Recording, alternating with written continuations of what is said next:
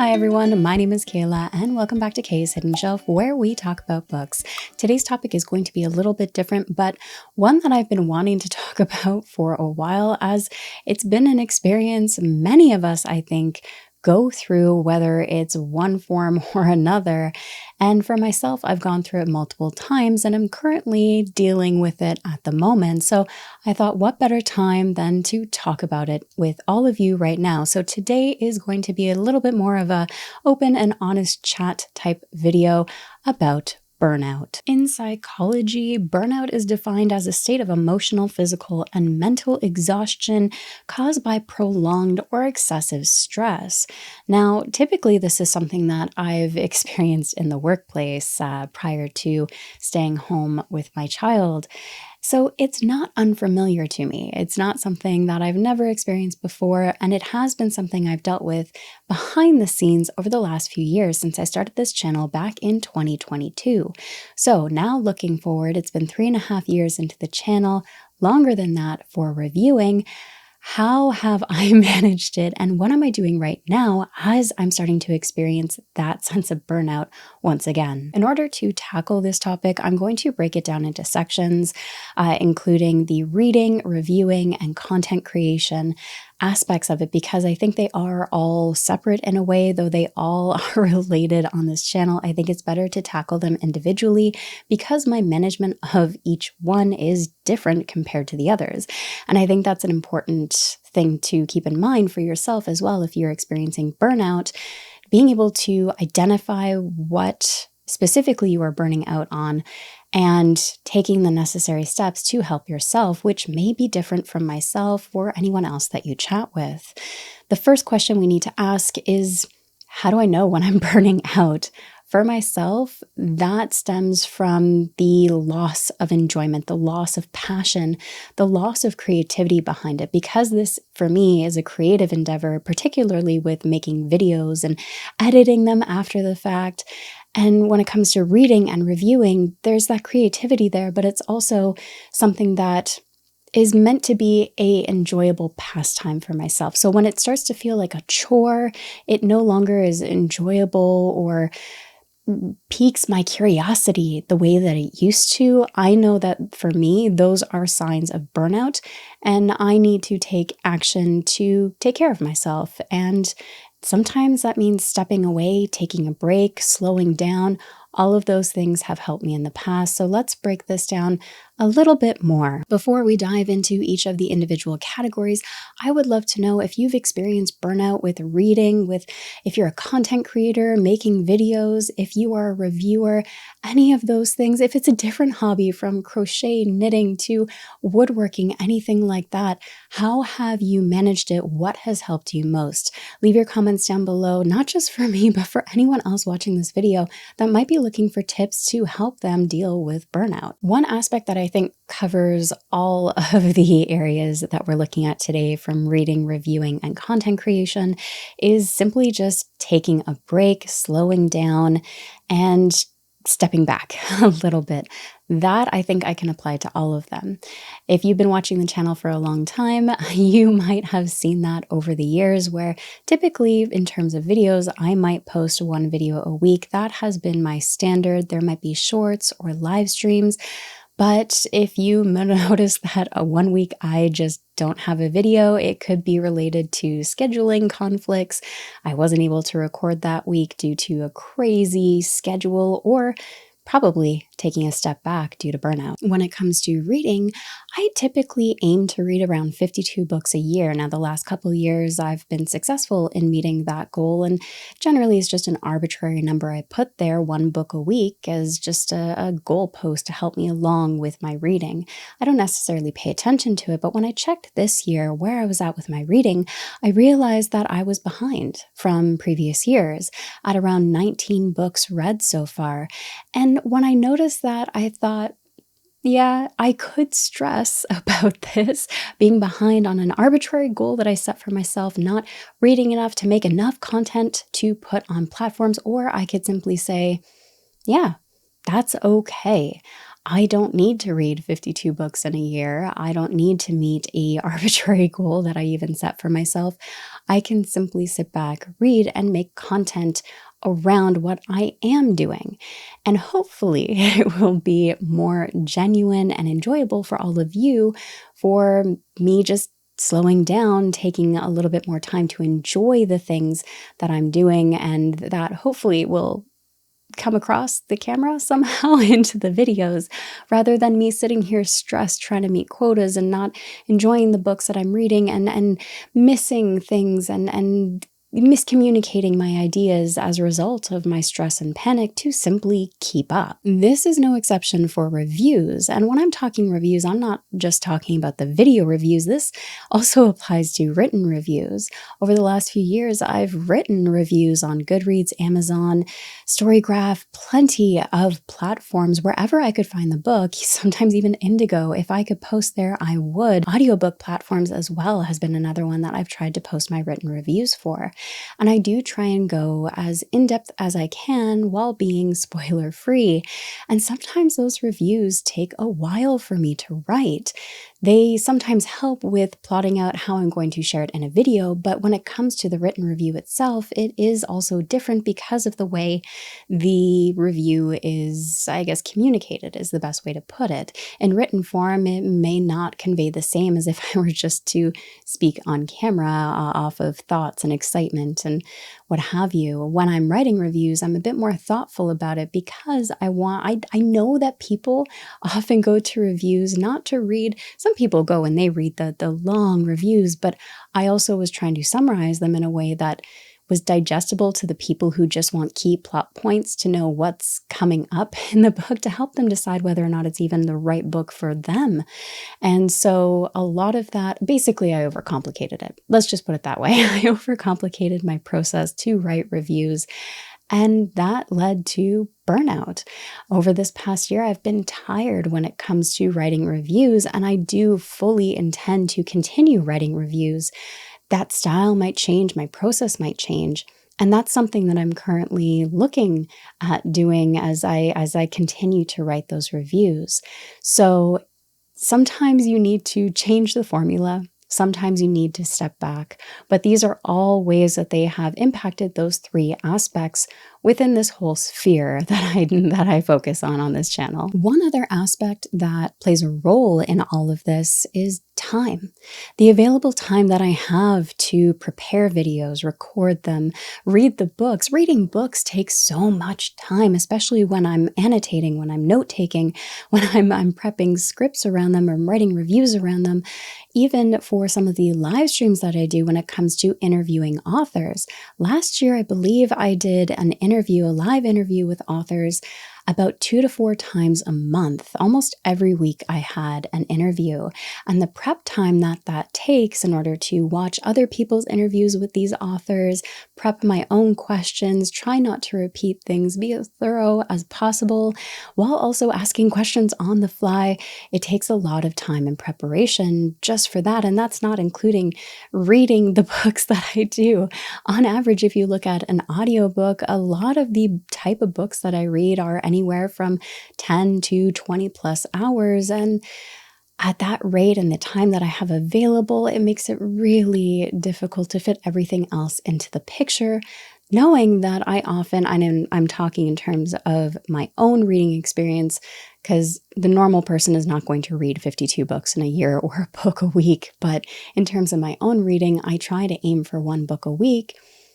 That's slow by some booktuber standards, and that impacts what kind of content and how much content I can create around that. In previous years on this channel, I have had upwards of 3 hours a day to read, plus another hour to make and record videos, and I tried to balance it the best I could. Since about last June, however, that has changed drastically. What used to be 2 to 4 hours a day to do all this stuff has now turned into 2 to 4 hours a week. And trying to optimize and make this process as efficient as possible has been a big learning curve. And I think the process and timing with burnout just all came at once. So yeah, that is an aspect as well, as how much available time do I have, and knowing how much I have planned in my head versus how much time I actually have to do these things is just adds to the stress in my mind. This is another reason why my channel hasn't really followed trends or video trends. I've missed out on quite a few of the big buddy reads that were going on, simply because I did not have the time to commit to it. And there's that sense of FOMO that comes in as well as a result, which is its own entire topic, I think, at this point. But I think those are some of the overarching aspects that will influence all areas of burnout, the time involved, taking a step back to try and help manage that burnout, that sense of loss of enjoyment in what you used to love doing. So those are ways that have helped me. Those are some of the impacts that have affected all areas. And now let's break it down even more. In terms of my own reading, you can call it burnout, you can call it a reading slump, what have you. The concept is essentially the same. You lack interest in reading. And how I manage that has varied depending on where I'm at. Most often I have changed up the genre. So whether I'm a fantasy reader, I'll dabble into classics, I'll dabble into sci-fi and other genres, even subgenres within fantasy. And that has helped me to keep that spark of passion in stories alive. I've tried new authors, I've tried recommendations from friends. When I reach out to someone and I say, hey, I'm feeling a bit kaput on reading. Do you have a recommendation to help get me back in the groove? And oftentimes one of my friends will pull through when I ask for that. So that has been a benefit as well. Mostly what's been helping me right now is finding comfort reads. I'm still reading some chunkers of books and trying different genres. I'm reading the Sun Eater series right now, for example, a sci-fi space opera. But something that has really helped me keep that spark alive is a comfort read.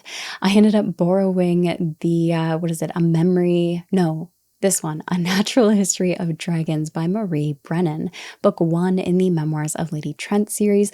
I'm already on book 2. I'm almost done book 2. I devoured book 1 in a day, and I've just been adoring it. I that passion where you just want to stay in a world. The same thing with finding a new author recently helped as well for me, which was Shauna Lawless and the Gale Song series.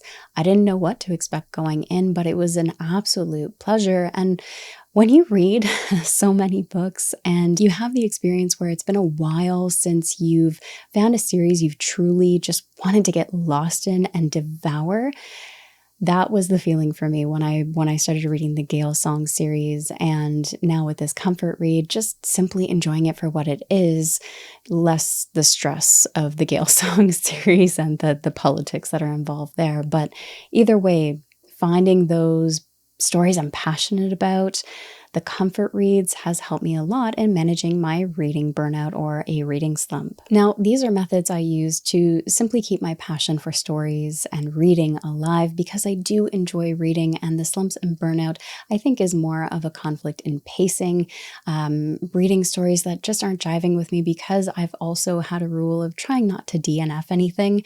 I think in the last few years that I've done YouTube videos, I've DNF'd maybe 3 or 4 books, and that's something I'm also changing, especially recently, to try and help manage that burnout and slump, because hate reading a book is not a good experience for anyone unless you're into that. To each their own. But for me, I read for enjoyment. I want to be able to enjoy the stories, whether it's a psychological, political plot line, a character study, or a thriller, or just something for pure comfort. So DNFing and giving myself permission to DNF, which has been a little bit of a hard road, and thank you so much to my friends who have helped cheer me on and reminding me that it's okay to DNF books every now and again, or whenever you want. The true king of this being Andrew from Andrew's Wizardly Reads. Just his perspectives on that have helped as well. So that's another aspect that I have been implementing more recently to try and help manage that burnout too. When it comes to reviewing, and I'm specifically going to cover writing reviews, because that process is also one that I think I overcomplicated in past. I was just far too focused on a bit of perfectionism, which is another impact that was completely unnecessary, but that's my own thing that I've been working on over the last couple years. And I think overall, those written reviews are still very important to me. I do think they're not just important to the author, but to other reviewers or readers, I should say, because as a reader, before I started doing all of this, I relied on reviews to help me narrow down my TBR. And so writing reviews is important to me now because I hope that my reviews will help someone out there, even if it's just one person, figure out if a book is for them, if they want to read it. And in the years that I've done this, hearing people come back and say, I read your review, I watched your review, I got your recommendation on this book, and I absolutely loved it, is still the best feeling that I get today from doing all of this. And so that process, I think I just overcomplicated because I was so careful about excluding spoilers as well, but still being as detailed as possible, which is really hard to do. So it was taking me about an hour to an hour and a half to write reviews that were not an essay long, but still decent enough in length. And so that caused a little bit of burnout as well. How I am navigating that right now is to simply slow down and take a step back, reminding myself that it doesn't have to be perfect because it absolutely doesn't. I can still be careful with spoilers, which I still absolutely am, because I do think there is value in doing spoiler-free content reviews for books, because there are quite a few people who will absolutely click off the moment a spoiler comes in, and the simplest things could spoil something for someone. So I am always trying to be careful, but that being said, it's caused quite a bit of stress and made me long for the days where I could just simply read and put the book down and move on to the next one without having to write an essay on it. So I am changing things in the background on how I write reviews. I'm experimenting with it a little bit to figure out a new way that works for me, but still meets the goals that I try to reach every time I articulate a review. And this is all a process. This is all experimentation. This is trial and error, and it will continue to be so until I find a place that I'm happy to be in and still have a product or an end result that meets what I'm okay with posting out. And that doesn't mean that I'm going to stop reviewing necessarily, but it does mean that I am going to slow down. My reviews might look different than they have in past, and some of them may be much shorter. If it's a comfort read and I absolutely adore it, I might write that a little shorter than a book that I have way more thoughts on because it's so complicated and there's a lot to process and break down. Content creation, however, is a category on its own, and I could probably make a full video on this, but to keep it simple, there are a lot of things that go into recording these videos, from not just recording the video itself, which can take anywhere from a half hour to an hour and a half, but also the editing aspect, which takes multiple hours as well, especially since I try and learn a new editing technique every video that I do to slowly improve, because I don't have time to sit down and just consume an entire content creation course. I do it slowly over time through that method. So there is also technical issues that can arise. I can forget to hit record on either my camera or my mic because the audio and video are recorded separately. There's the whole process of learning how to do the setups to begin with. And then something could go wrong with one of the files. They could be corrupted. Who knows? There's a lot of things that can go wrong. Even in the recording process, I live in a house with other people, so trying to coordinate time to actually record these videos so that there's no loud people screaming or yelling in the background. I have a young child, that is why I say that, or coughing over top of the audio. That happens a lot. And so finding times and windows where I can record is also another hurdle. How I've managed this is simply by sticking to about one video a week. I did have a period where I tried to do 2 videos a week, and it was just way too much, especially since I was also doing live streams and author interviews, which again, those take a lot of time to prep and get done as well. So that is what has worked for me. 1 video a week plus shorts. And when I'm feeling really burnt out on videos, I might skip a week. I might not be able to get to a video one week because it's just life is crazy and I didn't have time to record or edit. So in those weeks where I'm feeling burnt out, when I'm just not able to record a video, for example, or even just get it edited and posted, I've actually really enjoyed playing around with YouTube shorts, just shorts in general on any platform, being able to play around with different editing and different shots, and whether it's skits, jokes, to visually appealing book recommendations, quick book recommendations, different styles of content, transitions, all of it keeps that spark of that passion alive for creating content. And it might not always make sense as to why I make a video, but if you keep in mind that I was simply having fun experimenting and thought, why not share it and see how it goes? Because playing with the algorithm is very interesting to me. So that is something else that I try and do in the background as well when I'm making content. But yeah, just keep that in mind when it comes to shorts. If it doesn't entirely make sense to the theme of the channel, probably I just had fun making it and thought it was worthwhile to share and to play around and see what the algorithm does with it. So playing around with videos, learning new editing techniques, doing different topics of videos, and simply taking a step back. Whereas I used to do live streams almost weekly last year, I've done maybe 4 or 5 this year and dialed it back quite a bit. So that has helped quite a bit in terms of the content creation. And in the background, you don't always see it, but I'm also experimenting with different things, different platforms. And in general, something else that has helped with this is taking a step back from social media, which might sound backwards because of the content creation, the influencer vibe, all of that. But taking a step back from posting so often, from even scrolling on Twitter, TikTok, Instagram, any of those platforms has helped a lot with reducing FOMO, with being able to better plan my own reading, because there's a lot of books that I have planned to read already, and having about 8 different new books being added to my TBR in a week is just unrealistic. So being able to take a step back, still hear about these books and be able to keep them in the back of my mind, but not as frequently, has helped a lot as well. And it's given me more time that I would be spending on social media, I'm now spending with reading or doing other things in the sphere. So yeah, those are all ways that I've helped to manage those aspects. It might not be as comprehensive as I've wanted, but I've mainly wanted to cover the big parts that have helped, the big changes I've made over the last year. Last but not least, I do have a little bit of a plan in mind that will also help with this, and I don't know if I'll be able to pull it off, but I am going to try,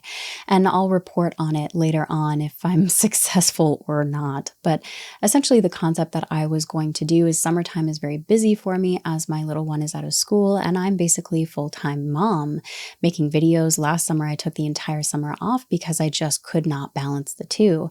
For me, I separate mom and family life versus all of this. If I don't have time to do reading and content creation because my priority is my family, then it simply does not get done. And summertime was like that for me.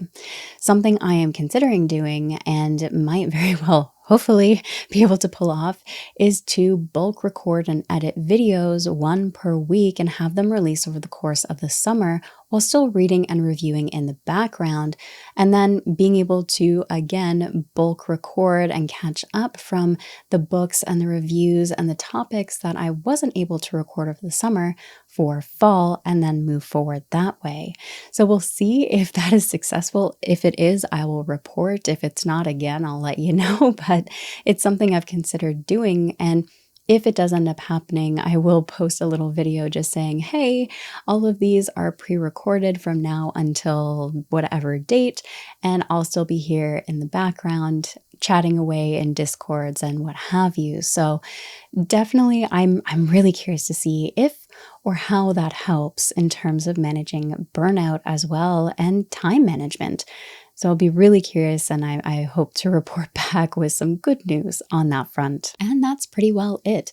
It's a lot of experimenting. It's a lot of trial and error. It's just figuring out what works for you in the moment. What I used to do may not work for me today, and being able to try different things and giving yourself some grace and kindness around that, I think is the best thing you can do for yourself, no matter what kind of burnout you're dealing with. If you've made it this far in the video, I would love to know, how have you managed burnout? How has burnout impacted your reading? If you're a content creator, your videos, what's some advice you can leave for others who might be checking out this video?